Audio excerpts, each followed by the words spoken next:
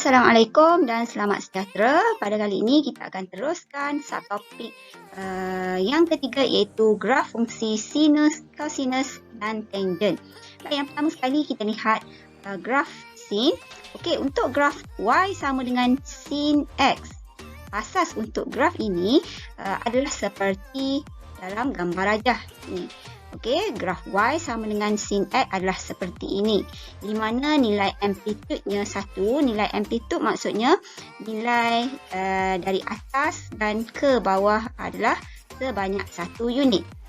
Okey, dan kalanya ialah sebanyak 360 darjah. Maksud kala ni ialah sudut yang membentuk satu kitaran.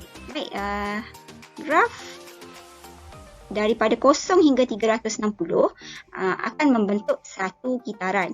Jadi, sudut yang membentuk satu kitaran merupakan kalanya. Jadi, kala bagi graf y sama dengan sin x ialah sebanyak 360. Okey. Baik, macam mana sebenarnya kita dapat graf ni? Graf ni kita perolehi daripada nilai bagi sudut-sudut. Contohnya, nilai sin bagi sudut-sudut. Okey, contohnya kalau kita kira ataupun tekan kalkulator nilai sin kosong, akan dapat kosong. Kita plotkan di situ. Okey, kalau kita tekan kalkulator untuk mencari sin pi per 2 ataupun 90 darjah akan dapat 1. Dan sin bagi 180 akan dapat kosong.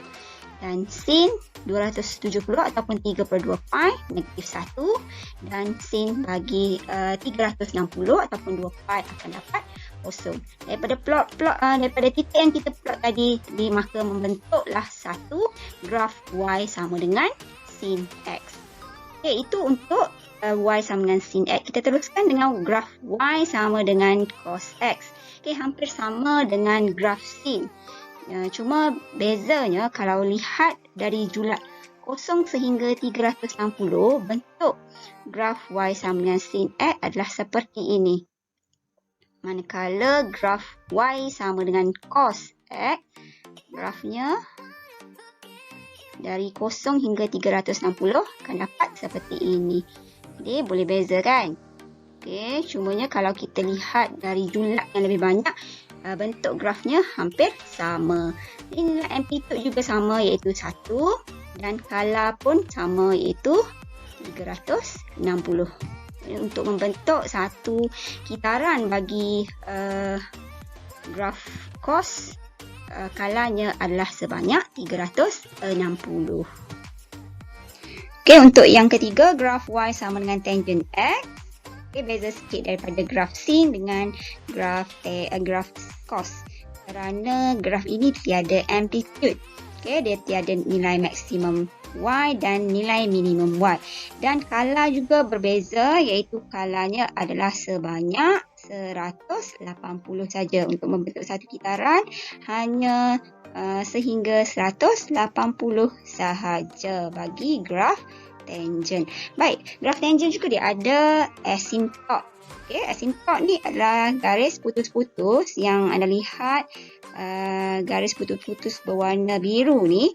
Ni adalah nilai asymptot, iaitu pada nilai sudutnya pi per 2 ataupun 90 darjah dan juga pada sudut 3 per 2 pi ataupun 270 darjah. Kenapa pada sudut ini dia merupakan nilai asymptot kerana pada sudut 90 dan 270, kalau kita tekan kalkulator pun, tangent 90 dan tangent 270 akan dapat nilai tidak tetap ref. Jadi kita tak boleh dapatlah nilai tangent 90 dan 270. Jadi kalau lihat dari julat 0 sehingga 360, bentuk graf tangent adalah seperti ini.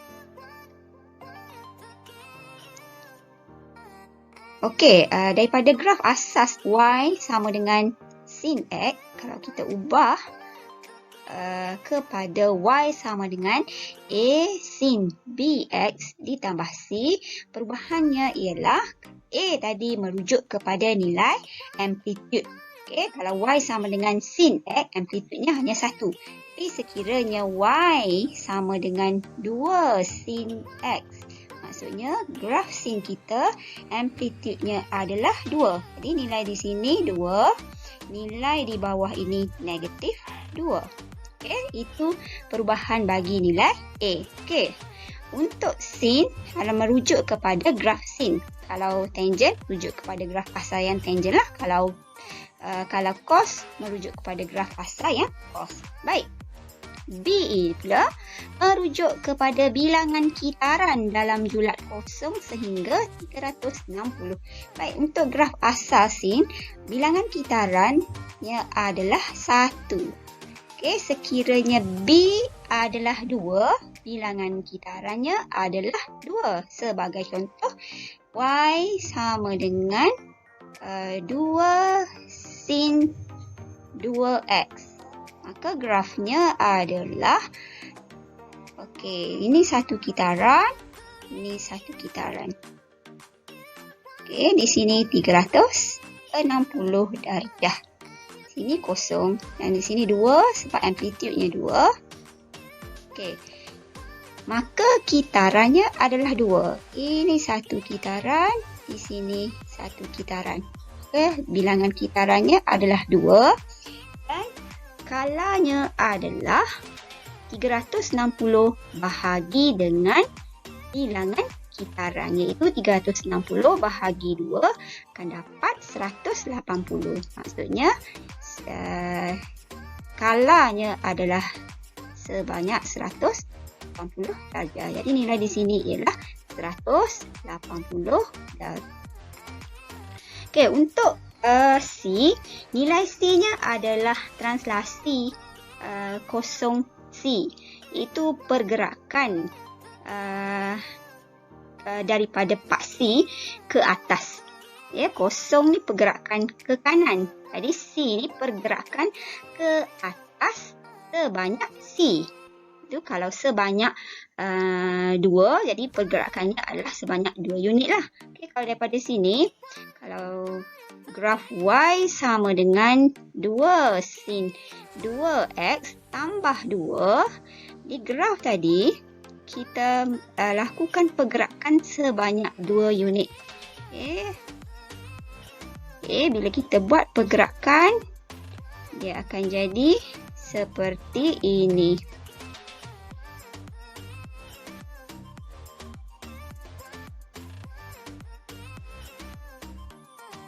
Okay, lihat rajah ni.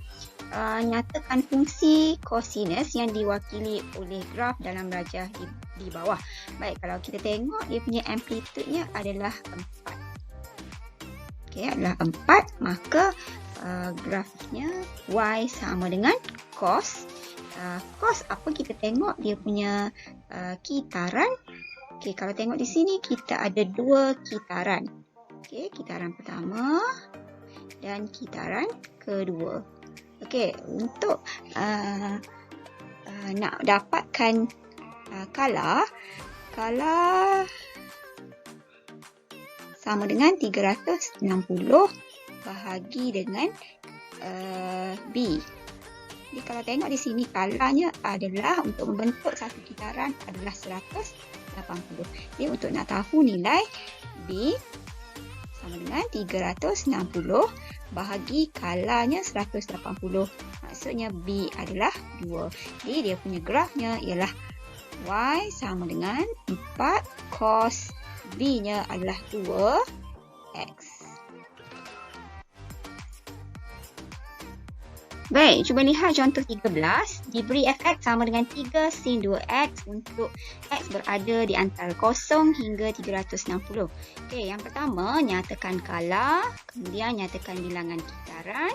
Okey, B nyatakan amplitude, C tulis koordinat titik maksimum dan minimum, D lakarkan graf dan E pada fasi yang sama lakarkan graf fungsi Y sama dengan negatif 3 sin 2x.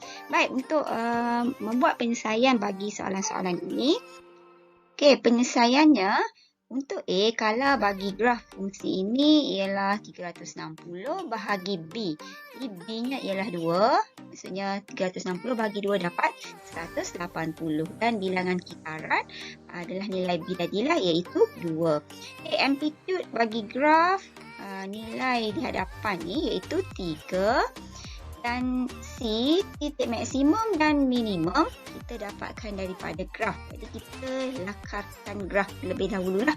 Jadi untuk lakar graf tak perlu cari nilai satu-satu pun tak apa, sebab kita dah ada bilangan kitaran dan kala bagi graf tadi. Jadi kalau kita dah ada bilangan kitaran dan kala, kita hanya lukis je lah. Jadi kita lukis. Kita lakarkan graf. 1 kitaran. 2 kitaran. Untuk 1 kitaran dipanggil 1 kala. Itu sebanyak 180. Dah dapat graf ni. Kita akan nampak titik maksimum dan titik minimum. Jadi titik maksimum adalah nilai di antara 0 hingga 90 darjah, iaitu 45 darjah. Sudut di antara 180 dan 270 ialah sudut 225. Jadi kita boleh dapat nilai koordinat maksimumnya ialah 45, 3 dan juga 225, 3. Ini adalah koordinat titik maksimum. Untuk mencari koordinat titik minimum, baik sudut di antara 90 dan 180 ialah 135. Maka dia punya koordinatnya ialah 135 darjah negatif 3. Dan koordinat yang kedua, titik minimum sudutnya berada di antara 270 dan 360, iaitu 315. Maka dia punya koordinatnya ialah 315 darjah negatif 3. Jadi saya baiki sikit lah jawapan dalam buku teks ni. Bukan negatif ya. Positif 135 dan positif 315. Jadi titik koordinat titik maksimum 45, 3, 225, 3, manakala titik minimum 135 negatif 3 dan 315 negatif 3. Bukan negatif 315, bukan negatif 135 ya. Positif. Bila dah lakar graf, untuk E, lakarkan graf fungsi Y sama dengan negatif 3 sin 2X. Yang merupakan pantulan bagi graf Y sama dengan 3 sin 2X. Bantulan sebab dia ada negatif. Jadi negatif maksudnya pantulan sahaja daripada graf yang asal. Jadi guna paksi yang sama untuk lukis graf negatif 3 sin 2X. Jadi kita dapat seperti dalam gambar rajah ni, yang graf berwarna biru ini Y sama dengan negatif 3 sin 2X, dan graf yang berwarna merah ini ialah graf Y sama dengan 3 sin 2X.